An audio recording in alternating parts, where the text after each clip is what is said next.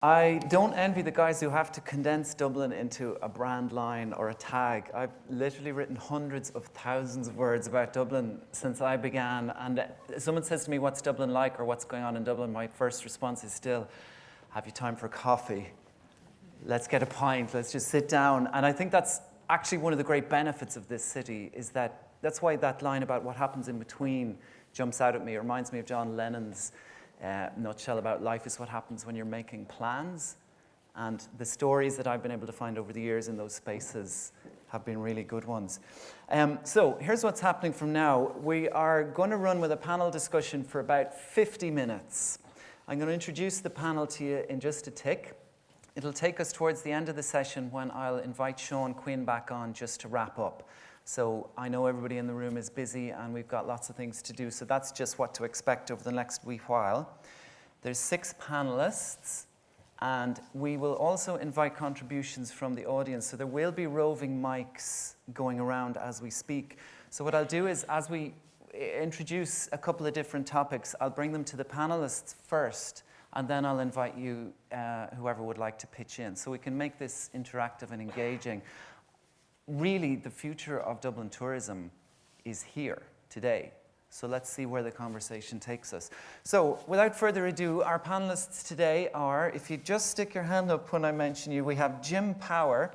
First of all, Jim, you will all know from his media contributions, sure, but he is the chief economist to Friends First, and he also owns and manages his own economic and financial consultancy. John Hurley is the head of B2B partner and channel marketing for Dublin Airport DAA. Noreen Hegarty is operations director Ireland for Lonely Planet, and she's also a member of Lonely Planet's global leadership team. We have Stephen McNally, who is the deputy CEO of Dalata Hotel Group, the largest Irish hotel group, and Stephen recently finished a 2-year term as president of the IHF, the Irish Hotels Federation. Afric McGibney, I'm sorry, I was telling myself I wouldn't stumble on that, is the Public and International Affairs Director for Dublin Chamber of Commerce. And then you met earlier briefly, Noel John McLaughlin is the Marketing Director and the Director of Dublin for Fáilte Ireland. Noel John is here. So, without further ado, it's been 4 months since Brexit. We've all seen what's happened to sterling. There's a sense of uncertainty in the air, so I'm going to lob the first hospital pass straight to you, Jim Power. Should we be worried about this softening in the British market? I suppose personally, Paul, I'm not worried. Brexit is fantastic for me. It's another crisis. But more seriously, I think there's one major issue here, and that issue is uncertainty. We really have no idea, nor does anybody else, how this process is going to unfold. At this stage, it's clear that the Article 50 will be invoked by the end of March, and that will begin the formal process of Britain leaving. And over the next couple of years, then, we will have a negotiation between the EU and the UK on what sort of relationship will exist. From an Irish economy perspective, at a macro level, I think there are 2 big issues. The first issue is an immediate one. It's the currency. And since the vote in July, sterling has lost about 18% against the euro. But since last November, it has lost almost 30% against the euro. So given how important the UK tourism market is to Ireland, given how important the UK is as an export destination for indigenous Irish exporters, particularly in the agri-food side, which in my mind is a key part of our tourism product, that does represent a massive deterioration in business conditions. The second issue is a longer term one, and that's the issue around what sort of relationship we will have with the UK post Britain exiting the system. And I think we've got to operate on the principle.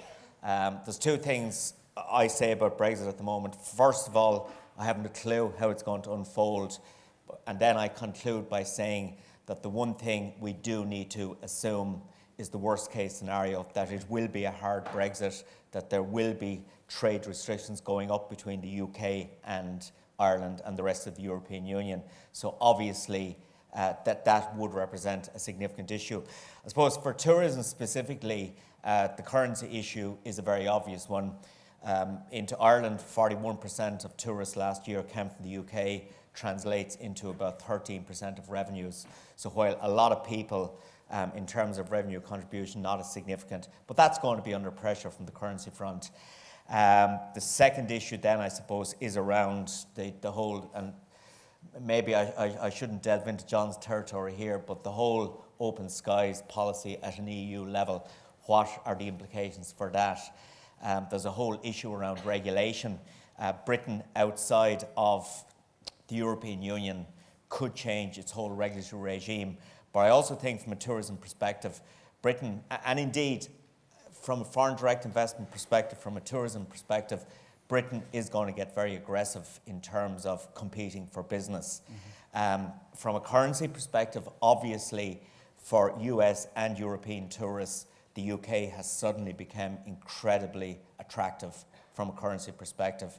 So they're two important markets for Ireland. So our main competitor, our main source market for tourists is going to become our main competitor for tourists because of currency.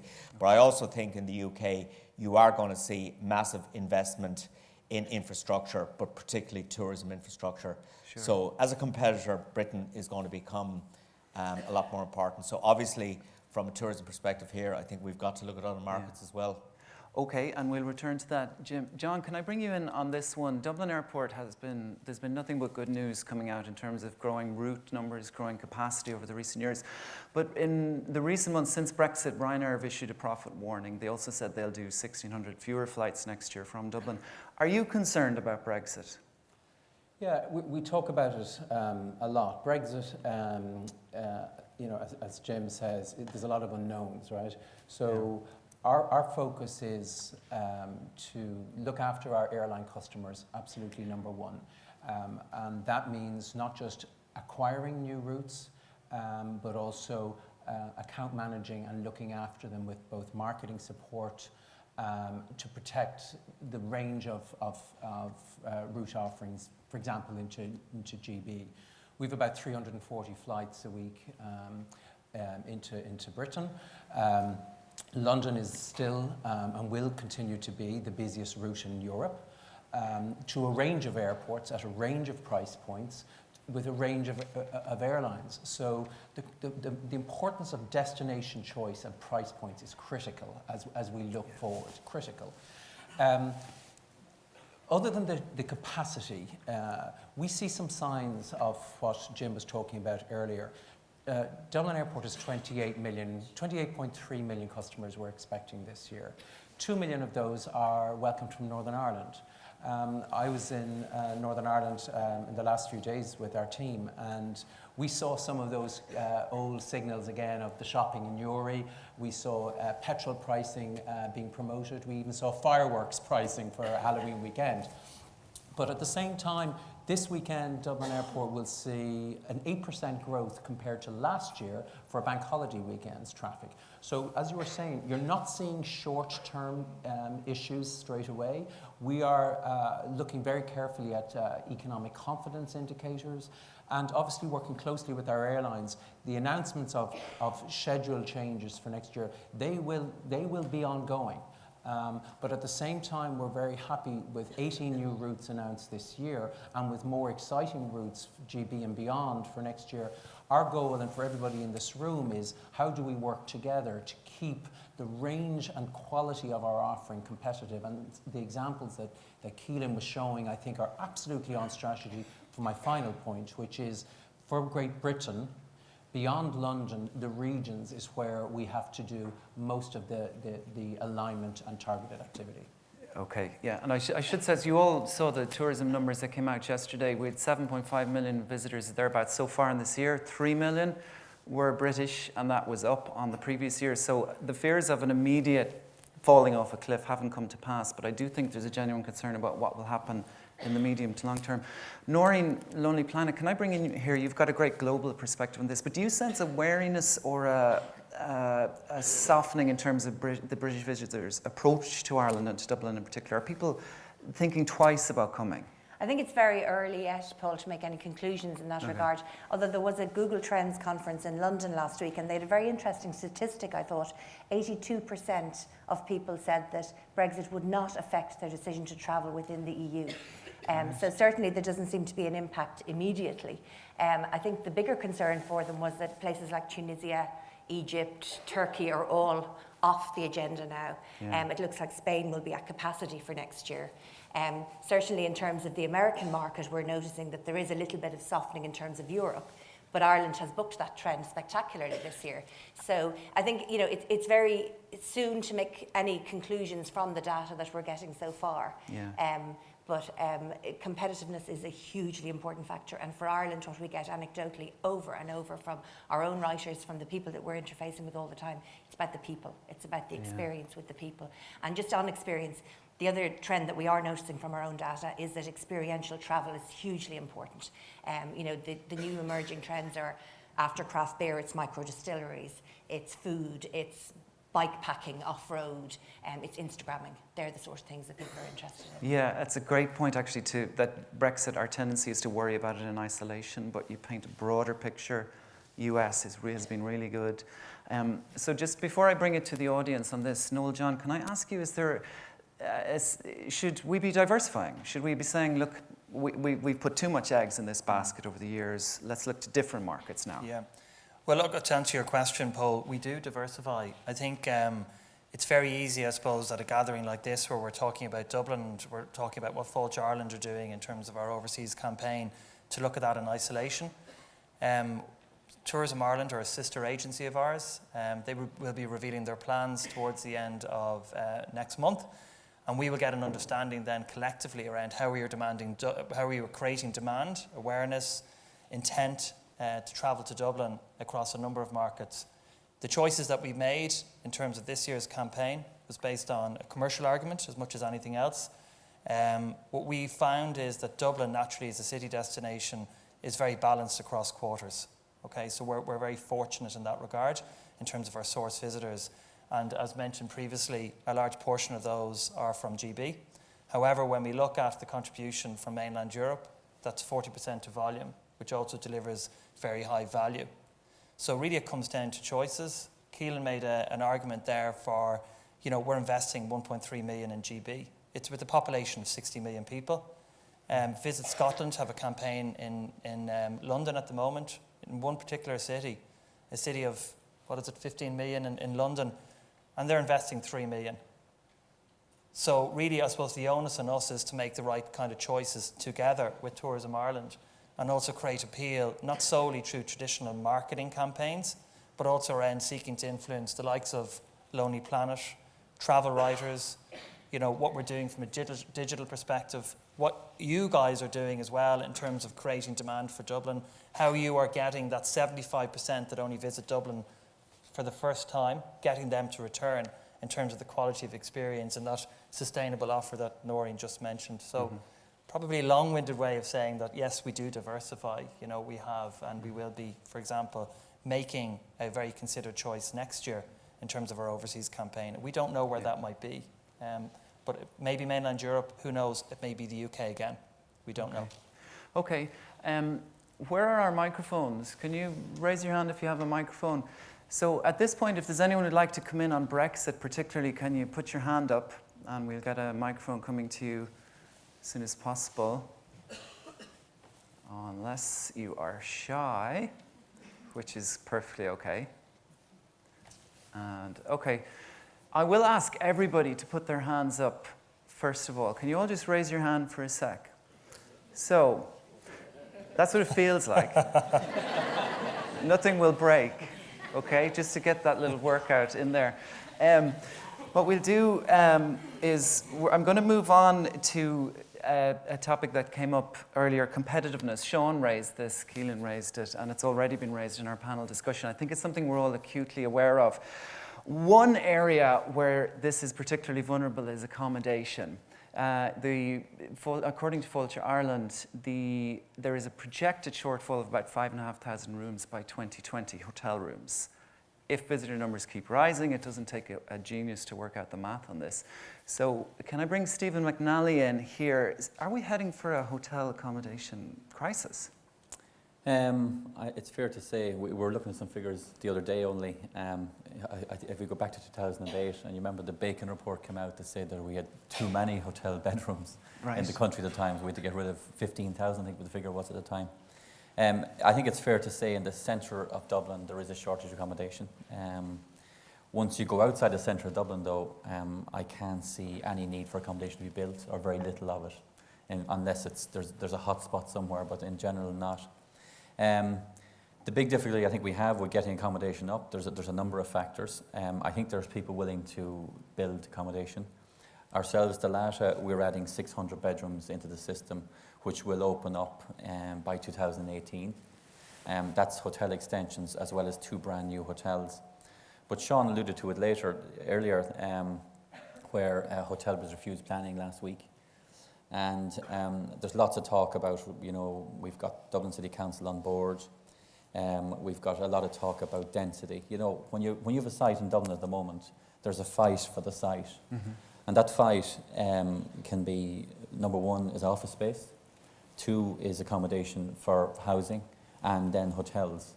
And traditionally hotels have never been able to break into areas, only when the other sectors, if you like, are quieter. In other words, there's not such demand on office and all the rest. So that's why when a site comes up, what's really important for a hotel is to get a number of rooms on the site that makes it viable. And if you take any project, the number of rooms it gets on the site will actually make or break it. So if you can get enough beds on the site, I think we can see the figures, the occupancy figures are there, we'll get them out. But if they can't get enough on, it's not viable. Sure. And then they go to the banks, and the banks say, yeah, look, we've looked at this, but you know what, you're 50 rooms short. And then we've Dublin City Council say, listen, we've gone high enough here, guys, we have 4 floors, Right. Two floors can go up quite easily, by the way, and it can be tastefully done. Now, I'm not here saying we should raise all of Dublin by 2 or 4 floors in the morning, but what I am saying is we have to designate areas now very quickly. They can be multi-use, by the way. You could have your company headquarters, but you could also have the hotel in the same block. But to see last week the hotel was refused because it's too high by a floor. Mm-hmm. And yet everybody's turning around and saying we're short of accommodation. Sure. It is ridiculous. Going back to pricing, Sean put it up well. We took a deep dive when we hit the recession in 2010. Prices were on the floor. We fell treble digit, figures. The last 2 years, our pricing is back to where it was. Our pricing now actually is back to where it was. We're number 1 occupied city in Europe. Everybody knows that, along with London.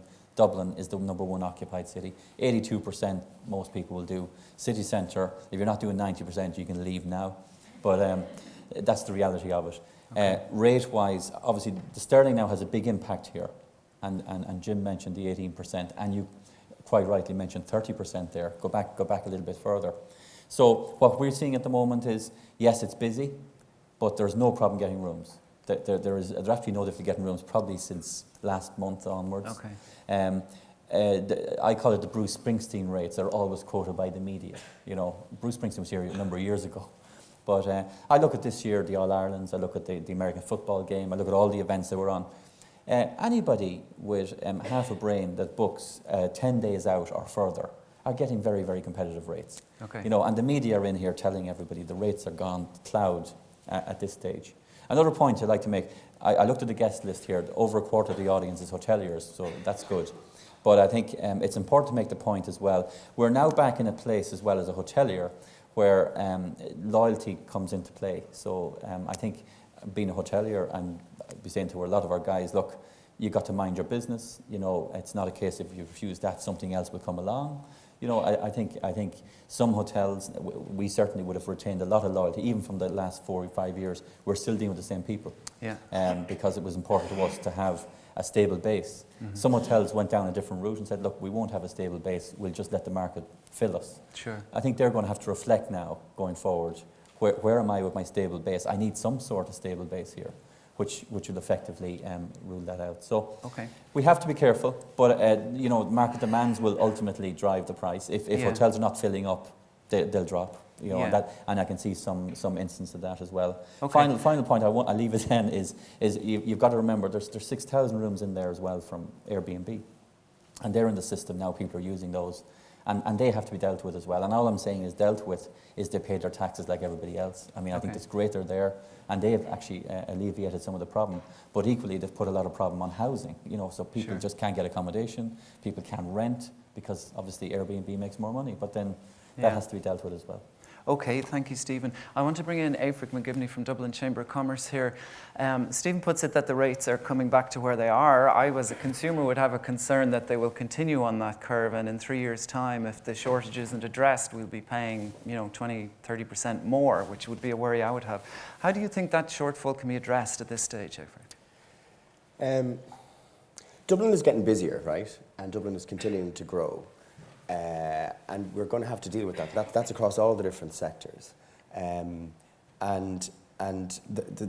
a lot of stuff in train to try and address that. But housing is the biggest single issue that's coming out from the opportunity side of Brexit in a broad industry sense, is that people have come here, investors have come here, and they've said, where am I going to put my staff? Where am I going to put the rocket scientist with the 100 jobs that goes with it? And to put that in context, just to go to the broader perspective, the GDA, the Greater Dublin Area, is forecast by the CSO from 2013 to grow by 400,000 people by 2031, okay?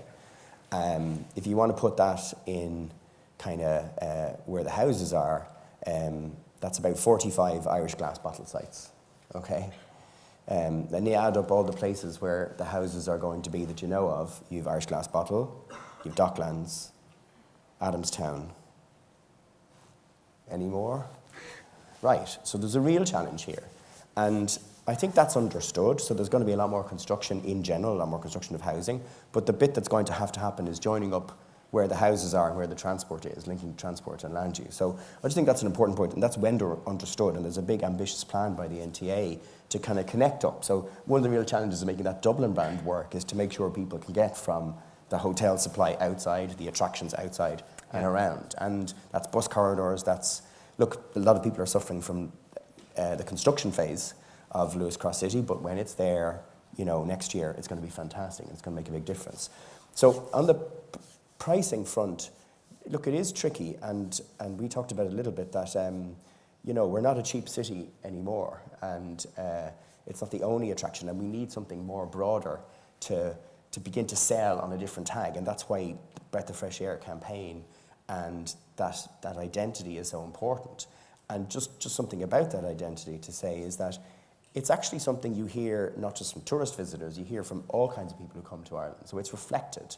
What do investors come, what do the key talented people who come to Ireland, what do they say? They say, yeah, look, I want to be able to go to the mountains and go to the sea. So it's a very true brand, if you like. It's very sincere and reflects that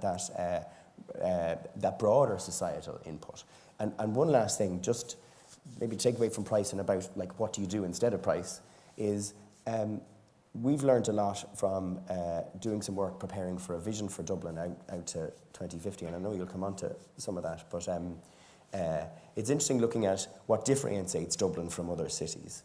And 2050, by the way, is 34 years from now. That's like 1982 ago. So you had a very funny American politician at the time. Oh no, you have one now. You had a war in Argentina. You've got wars now across the world. So maybe not a lot of changes. But we were trying to figure out 2050 is a very safe place to go, right? Because everyone can say whatever they want about 2050. It's so far away. But on the other hand, everyone's going to have whatever the mobile phone is of 2050 or whatever the gadget is. But the distinguishing factor is about that feel of Dublin, that welcoming feel. And we have a lot of evidence from companies and the overseas people who've come to visit here and stay here and live here, is actually, it's much more easier to integrate into Dublin society than any other place. So that's like a quote from a Google person that I've talked to, that they come here and they can connect easier. And that reputation enhanced into the tourism sector is exactly what we need to. You can land here and you can plug in. That's a really good offering, and you can't get that on price. Yeah. You can go to London, and do you feel connected into a city? A lot of people spend many years in London and just don't, they don't know how do they make their society connections? And I think that's the kind of place where we're going to have to go, because price isn't we don't want things to race ahead in terms of price, but we're going to have to find other answers to that, and that's why we're doing this campaign. Okay, and I'm going to develop that point. I'm sure you're all aware Barcelona is reaching a sort of a capacity of sorts in terms of its tourism, and last year its mayor proposed putting a cap on the construction of hotels and introducing a tourist tax, so less tourists. Santorini this year, the Greek island, you see the photos of the blue domes that you see with the cruise ships, has decided to lower the number of cruise passengers that it takes in. Jim, can I bring you in on this? Should Dublin look for a higher yield visitor but fewer of them? Is that an option? Yeah, I think it's an option. I think it's an option for the whole country, but I think it's a particular option for Dublin. I think we need to be a little bit more, I shouldn't use the word choosy, but we should identify high net worth segment of the tourism market, which is the high spend segment. So you could actually you could see less growth in numbers, but you could see significant growth in revenues. And at the end of the day, that's what it's all about. And if congestion and lack of hotel rooms, etc., is becoming an issue for Dublin, well, that could definitely represent a change of focus. Okay. Other countries are doing that quite successfully.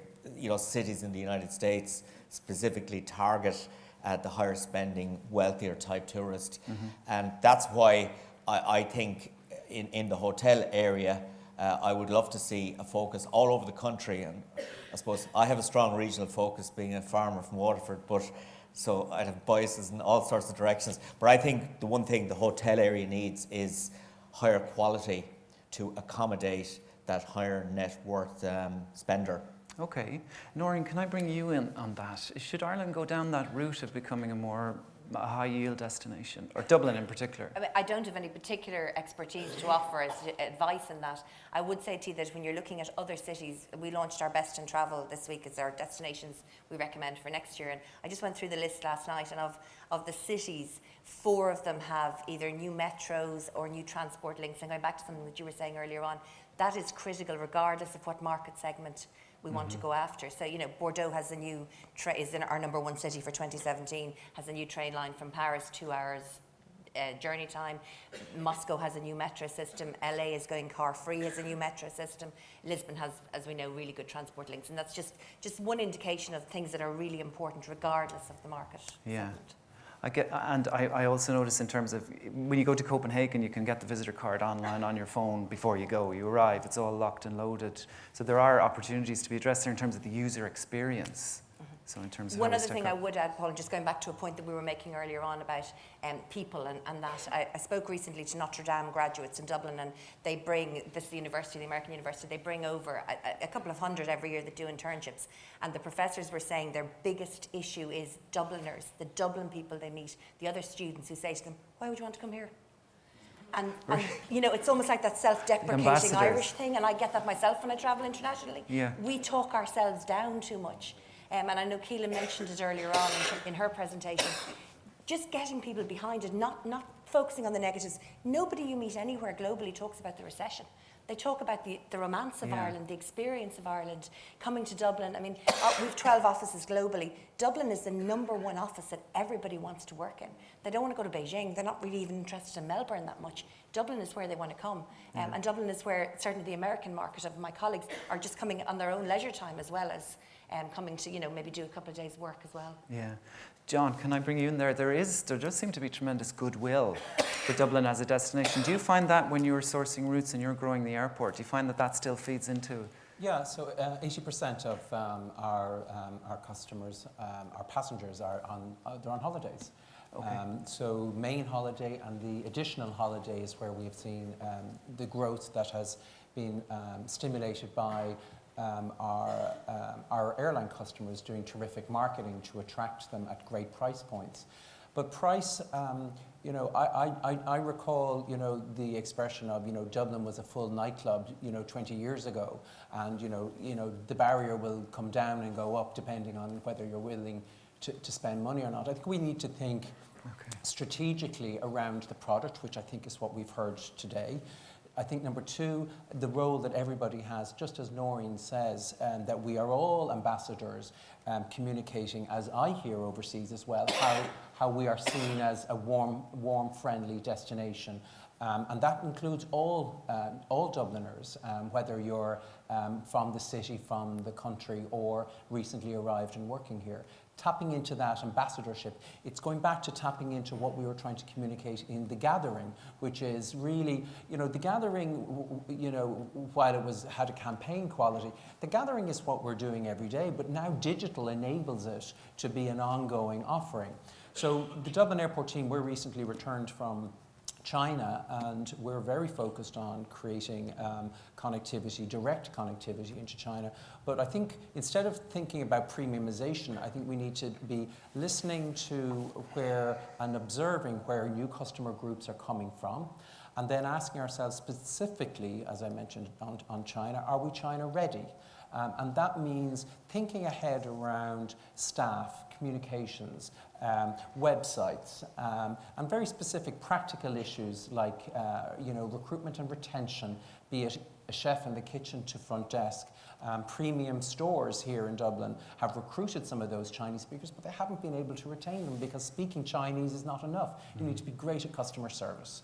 And that is something Dublin Airport, we were voted #1 in customer service this year, but that means next year becomes harder because we've more routes coming in, and we are obliged and welcome serving everybody. So the quality mark is key. Ambassadorship is for everybody. And thirdly, I think thinking sustainably around what digital lets us do around segments doesn't mean to say we need to shift towards a premium price. Yeah, okay. Just before I close on that, where are we with China and an air route? Where are we with China? Well, it's in the public domain. We have a memorandum of understanding with a Chinese airline now, but that obviously is progressing and made a little bit more complex because of the visa issues with the common travel area between Ireland and Great Britain. That said, there is a vibrancy and a commitment on our part that I've never seen before, and I'm with the business 3 years, and we are as eager as ever. We're twinned with Beijing. Next year is the year of the rooster. We already, Edel and my team has already put up a welcome to Dublin Airport to Chinese visitors. So get ready. This is it, yeah. And to your point about the guest experience is important too, because how many Chinese visitors will enjoy our traditional Irish breakfasts? Not many. How many would eat the cereals and the orange juices that are thrown out? So it's thinking about that level with the language as well. That's the China ready bit. Do your research and find out who they are. Okay, Noel John. Yeah, I think to answer that question really, it's not a case of and or. It's not a case of turning off what we've done in terms of establishing Dublin as a destination of choice, whether it's for mainland European visitors or those that are living in GB. The statistics will show that we're still number 11 in terms of a destination that a large portion of our European visitors in our established markets would choose to travel to. And that's a harsh statistic.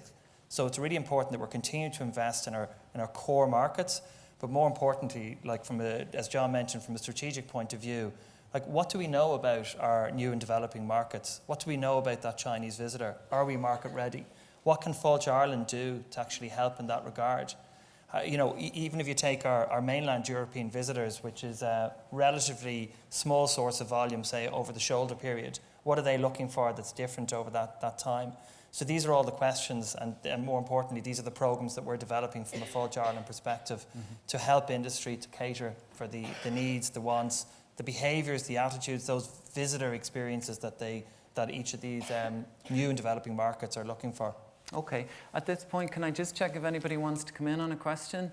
Yeah, here, if we have a microphone here. Would you mind telling us your name and your title just before you ask? Barry Ryan, Botanic View Bed and Breakfast. Now, first of all, I don't agree with Jim's point about bringing in, we'd say, the high-end person, concentrating. You take one person, as an example, paying €400 in the Shelburne. It's the equivalent of 30 or 40 staying at a hostel. Those 30 or 40 will go to Guinness's. They'll drink 2 or 3 cups of coffee, keeping all the coffee shops a day, all that sort of thing. So I think to keep ourselves at a level where we'll get the volume in, to keep all the tourist attractions going. Yeah. Now, I'm imploring one thing. For once and for all, could Fáilte Ireland please finally bite the bullet and work with Airbnb? Now, I'm not talking about the apartments where they come in, they're left alone. In this country, you can now get 14,000 rent-a-room allowance. Michael Noonan won't allow it. I Googled Britain last night and their rent-a-room allowance scheme. You get €1,000 tax credit if you work with an approved company as an Airbnb, tax-free every year, plus you get 7,500 sterling you can earn tax-free. If it wasn't for Airbnb in this city, it would be a crisis situation on social media. Don't go to Dublin. You can't get reasonably priced accommodation. Maybe the hotels are down to low occupancy. 8 of us in Glasnevin work together. If I'm full, I pass it on by email. Tuesday night in October, last night, I had one room left at 10 o'clock. That was filled through a neighbour. We've nearly 100% occupancy. It's been a fantastic year. My customers are saying, the Germans and Americans especially, prepare yourselves for next year. The Germans are not going to Tunisia, Morocco, Egypt. Turkey, Greece. 190,000 Russians a week used to go to Sharm el-Sheikh, one resort there. They said, prepare yourselves for next year, we're going to be swamped.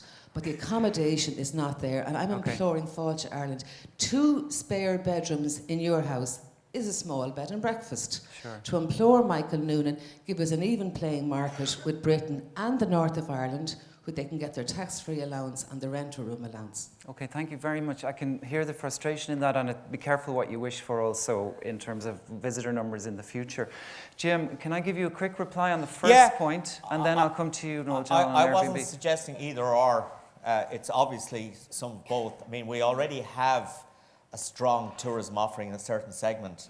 Can we develop that into a higher yielding tourist? I think we have to, particularly if the lower yielding segment is now going to be under significant pressure, as in from the UK. So I think the German market is a market that Dublin would have huge attractions for, particularly if you look at the Dublin Mountains. And I walk in the Dublin Mountains most weekends. I don't meet too many tourists. I think that could become a key part of our whole tourism offering. The Hellfire Club, hopefully that will be developed as envisaged. I think facilities like that will attract a higher yielding tourist in from places like Germany. And I don't think we've any choice. I think we have to target those markets. But not exclusively is what you're not saying. exclusively, absolutely not. But on the other hand, there are small towns I know in the United States that sort of target the really high network tourists and create a countries, Bhutan, Botswana, that's their and we have an strategy. example in this country which I think is Kinsale. I mean, could some place like Howth adopt that sort of tourism strategy, for example? I'm involved in Terranure 2030, which is a development plan for Terranure in that area. And we're thinking about that sort of stuff at the moment, how we could create a sort of a niche tourism product out there. You know, so it's not a case of either or, but definitely it's something I believe we should focus on, because yield is going to become, I think, increasingly important. Okay, Noel John, should Fáilte Ireland bite the bullet with Airbnb? Well, just to be very clear, we have bitten the bullet on Airbnb. We've started our discussions with Airbnb. As I mentioned in my opening address, this forum provides us the opportunity to keep you informed of ongoing conversations, developments, programs when they're ready to land. So we have a series of meetings set up with Airbnb, which is going to run right through Q4. So when we have our networking events in Q1, we'll be in a position to be able to talk about whatever partnership we can work on together. Stephen, can I give you a quick input there on Airbnb? Stephen, the hotelier. I think everybody has their view there. I suppose I don't really want to focus too much on Airbnb. I think just going back to the hoteliers in the room, and you know, go back to Dublin breath of fresh air here for a second. I think it's really important looking outward now that coincidentally this programme was started a year ago, and it's a 3-year life minimum. And I would say, you know, it's been the best accident that ever happened. In other words, we put the plan together, not knowing what's going to happen with Brexit, not knowing what's going to happen with the currency. So I'd be saying to everybody in industry to get together here, to get behind your programme. You know, we've got to do everything we can to make sure Dublin remains on the map.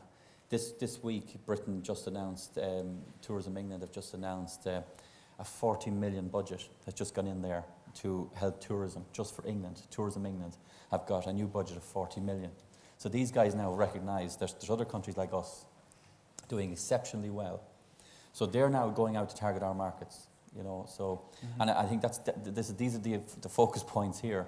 And I'm saying to everybody here who's involved and are even maybe sceptical about Dublin Breath of Fresh Air, I think it's really important to put your back into it and make sure we're at the table, make sure we're putting the funds in. And I know government are already meeting now to look at the hard Brexit, the soft Brexit thing, what could or what shouldn't happen. So I think that's really, really important here. So whatever we go to, I think they're the points we need to really focus on here. Okay, Aoife, can I just to pull a slightly wider focus on this, do you have concerns about Dublin being perceived as a poor value destination in the future? Or do you think we can retain that sense of value that we worked so hard to correct, by the way, since 2006, 2007? Yeah, no, I think we do, but I just wanted to pick up on something that was said earlier about, so a lot of the industry bodies are talking with government, preparing for Brexit, but as Jim has said, nobody knows what Brexit is going to mean, and we don't know the detail of it, but government have appointed a team in the Department of the Taoiseach, and each line department has a team ready to engage. It's like a big scrum, ready, when we go, we'll engage, And I have confidence in that, and that because there's this process by where, until the article is triggered, there's not going to be any real negotiation.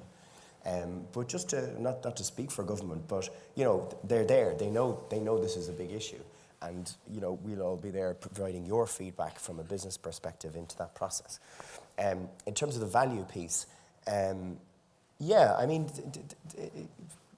think Dublin has well, look, I am a Dubliner. My wife is from overseas. She's from Cork, and the best fun I have is in showing her and her dad, for example, around the different things, some of the attractions that we've seen there, the things that most of us actually that we live here never do, and so there is great value there, and I think we can hold that. Sterling has always been an issue. It goes back, one of the first things when I started working was 92 with the big devaluation in the European monetary system. It's a long run issue that's always faced us. We're going to have to, it causes huge trouble to Ireland because of the border and because of our strong trade relationship with the UK. But we are stronger than that, and the offering is better than just a price point that's hit in and up and down by such as strong shifts. We have to be. We're all still here after that period. And just one last point about the Breath of Fresh Air campaign. To me, what it does, most importantly, is join the dots of the different tourist offerings that are in the region of Dublin, right? So we had a city centre focus before, or we had bits of a focus, but it's providing that, joining the dots, and there's other stuff that's needed in this region, and you're going to begin to see it, about how Dublin is governed. There's a bill coming out today from one of the parties to look at a directly elected mayor for Dublin. It was around before, the councillors voted on it before, but joining the dots about all the rest of how the city works is going to be really important to how the look and feel of Dublin is going to be experienced. And if we can manage to do that and join the dots about how transport and land use and how Dublin is promoted in that broader sense, you'll have a really strong advocate for Dublin, and that's what Breath of Fresh Air is doing with Dublin right now. It's joining the dots to make sure that it's the spaces in between, it's the A to B, and making sure people experience that. Okay, Jim, you wanted to come in there? It's like, they say an economist is somebody who knows the price of everything and the value of nothing. I wouldn't be focusing in on the price of our tourism product. I would focus in on the quality of it. I think that's a hell of a lot more important. If you produce a quality product, people will pay for it and they'll want to come back for it. Because I've been on some cheap holidays that I wouldn't go back to again in a million years. And I just wonder, do we in Dublin, have we got that quality bit right? I had a few American tourists in earlier this year and walked up to the Guinness Storehouse from the city centre on a Saturday morning, and it was embarrassing. It was filthy. Okay. Are we all buying into creating a quality tourism product? Yeah. it left such a negative impression. That comes back to the civic point does, that the was whole raised civic earlier, point, wasn't it? yeah, And the sense of absolutely. ambassadors. Noreen, Dublin was one of Lonely Planet's top 10 cities to visit last year. Do you think the quality is there? I do in the main, I have to say, and certainly the feedback that I get from colleagues and from our own writers is that there are great quality experiences there. But just to pick up on Jim's point, our office is on Rainsford Street, right there at the Guinness Gate. And that whole Thomas Street area is an appalling walk for tourists that come up. There's one or two buildings have done kind of mock shop fronts and made it look a little bit better, Yeah. but most of the buildings at that end of the street, apart from Arthur's Pub, really are derelict. And it's what they walk by. Now, you know, you get the few junkies around and that sort of thing, and, you know, I'm not suggesting that we clean up the streets or do anything like that, but there's a lot that could be done to make that experience better for them, because it is walking distance from the Yeah. city centre. But I think that to me would be, you know, one thing that I can see every day. Yeah. The most photographed gate in Dublin, and what people have got to go through to get to it is not pleasant. Okay, anybody like to come in there? Just over here, would you tell us your name and your business? Yeah, hi, good morning. My name is Kathy Sarahan, and I've recently launched DunlearyCyclingTours.com. And really, I suppose I come along with great enthusiasm to become part of the whole thing about Ireland. I'm very passionate about it. I'm actually the only member of my family left here. My siblings and my children have all left, and they've the same taste on their mouth that you have described there, Noreen, which is, sure, what the hell have you got to come home here for? Okay, which I argue with them over and over again. A couple of things I wanted to just comment on. One was that I wouldn't get too caught up, as you say, all just focus on Brexit. I mean, you know, there are other countries in the world, and, you know, look at Germany, look at France.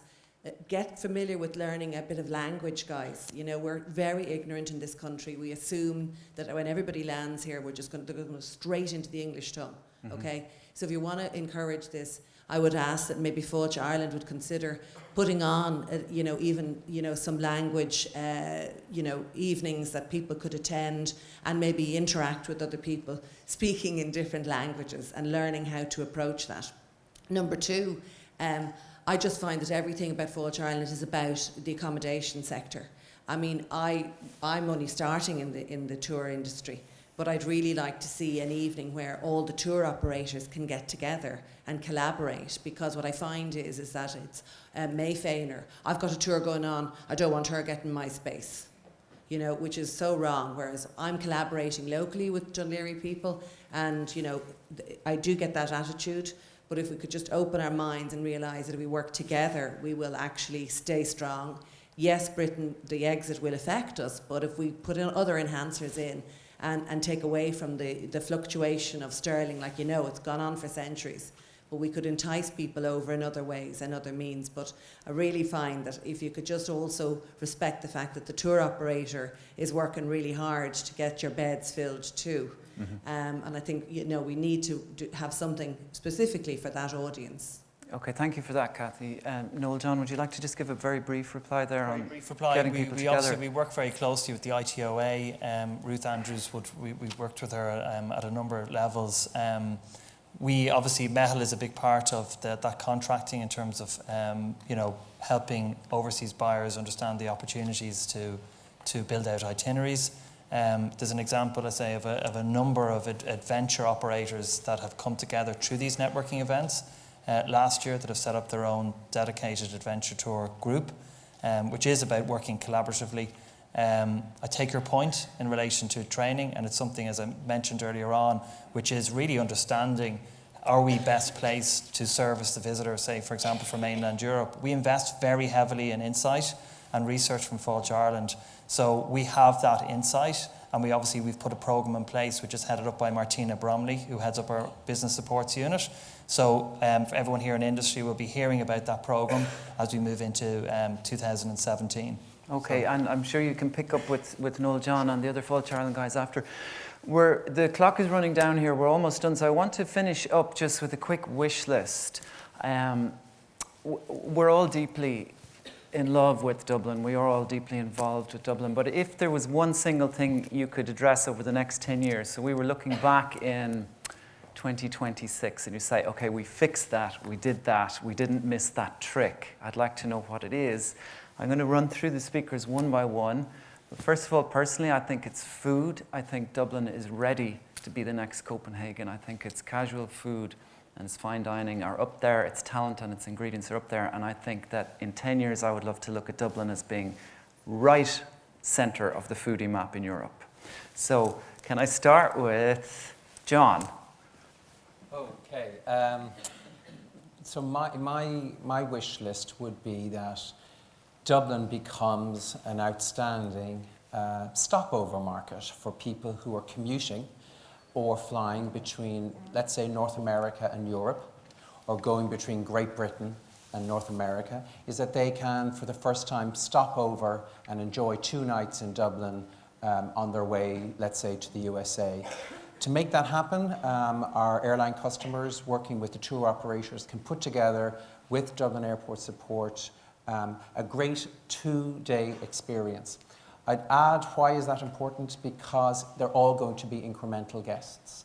Okay. And their final destination is Paris if they're going that way, or New York that way. To go via Dublin and to get off the plane, leave the airport, store their bags, and have 2 fantastic days. Stop over in Dublin would be my goal. Okay, Stephen. Yeah, I mean, I'm very much people is really what we're about, you know, and we can't lose, you know, you hear all these new robotics and everything else, but you know what Ireland has is people. Yeah. And I had an experience where a friend of mine came over from Germany for the match. Remember the one we beat them in the Aviva? And he came over and I said, I'll pick you up at the airport. So he came through the airport and then he said, wow, he said to me. And he said, have you all the guys in passport control trained to be tourist agents? He said, why is that? He said, I get my passport in and they said, thank you, Jörg, have a good stay. He said, in Germany, you hand your passport in, you just hope you get it back, you know. So I think it comes back to people, and we all have a job. Everyone in the room, whatever industry we're in, training. Yeah. People, training. Yeah. People, training. That's where I'm at. Okay, well done. Noreen? We haven't talked that much about the digital side of things today, and I think that's actually really crucial. And I think there's a real opportunity now to future-proof in that regard. I look particularly at the fashion industry, and I think tourism can learn a lot from what they're doing. I was just looking recently at a site called theedited.com, where they're very focused on shoppable links. So, you know, you look at that lovely image of Dublin or, you know, whatever, the Halfpenny Bridge or Howth or whatever, but you can actually go into that image and you can book things directly from the things that you see. So I think that if we could kind of make Dublin almost at the forefront of that interactive experience, I think that certainly for the millennial generation would be absolutely crucial. And nobody's doing it, as far as I can see, in terms of tourism globally at the moment. But that's just one small example. I'm sure there are lots more, and I don't pretend to be, you know, the greatest tech person in the world. But to me, I think there is an opportunity there. Instagram is so huge, and I know Visit Dublin is doing interesting stuff on all of the social media platforms, but it's absolutely the way to connect with the world. Yeah. Just very briefly, the Best in Travel campaign that we launched this week, last year that reached 2 billion people on the planet. Now, we would have 12 million followers on social media and the various different platforms, so our reach is enormous globally, but it just shows you the opportunity. It's democratised now. There's no cost in getting involved in that, and I think there's a great opportunity. Okay, yeah, excellent. Jim? To me, it's about physical infrastructure. It's about cleaning the city up. It's about creating walking space and cycling space that's safe. That, to me, would turn Dublin into a truly superb city. Yeah, well said. Okay, the user experience, we're coming back to Afric. For me, it's about joining the dots and investment in infrastructure. Joining the dots is about dealing with issues whereby we had a recent issue in the last 2 years where the guards on the north side of the inner city pushed all the drug dealers and the homeless people to the south side of the city because they are based in Store Street. And then the Pier Street guys pushed back and pushed them all back up over onto the north side of the city, you know? So really not joining the dots up even within one part of our society. So that's joining the dots. Infrastructure, there are 3 things that we need. I'm going to say it. We need a second runway at the airport. We need better investment in public transport infrastructure to enhance that offering. That's not just the capital side, but the frequency and the reliability of the service. Yeah. And the biggest thing that we haven't talked about that you're all going to need to worry about is water. Unless we get a new water supply for Dublin, in the next 5 years, we're going to run out of water. We are running on 4 bald tyres with no spare tyre in terms of water supply. So when you see a consultation on taking water from the Shannon and bringing it to the Midlands and Dublin, which will help Tullamore, Portlaoise and Dublin, we need that, and that needs to happen by the middle of the next decade, or water, the thing we're most known for, whether it's rain or whatever, we are going to be in royal trouble. Okay, so we're joining up the dots. Joining there up the dots and identifying infrastructure. ahead. And finally, Noel John. So 2026, we're all going to be 10 years older. One thing I can say from a Fáilte Ireland perspective, we'd have exceeded our 10 million visitors and our 5 billion in revenue, so we'd have a new set of targets, which we'll all be working towards. Look, my son will be 10 years older. I don't know, a trip from Malahide. We're at the Dart station, to go back to what Keelan said. We're going into town. For starters, maybe he's going to see Dublin city centre. But when he gets on that Dart, he's going to be meeting a whole lot of tourists who've left Malahide and on their way maybe to Howth or on their way back into the city centre. What do they look like? They're a diverse group. What have they experienced? They've experienced a diverse range of activities. What are they talking about and what are they sharing about? Well, look, they're on whatever it is. What's the next Instagram going to look like, or Pinterest, or whatever it might be? But more importantly, is it going to be their first visit? Is this going to be their second, third? Are we always going to be creating that sense of scarcity, this idea of wanting to come back more? Yeah. I think that's a nice vision. And I think we're, as we said, we're at very, very early stages. Sean talked about the embryonic nature of the brand. Look, we're performing very well. We've achieved a lot. There's a hell of a lot more to do. We're very cognizant of the challenges, but we won't be able to walk alone. This is not about Fáilte Ireland. This is about everybody. Okay, thank you very much. And with that, I'll bring the panel discussion to a close. If you'd like to just put your hands together for a quick thank you to the panellists.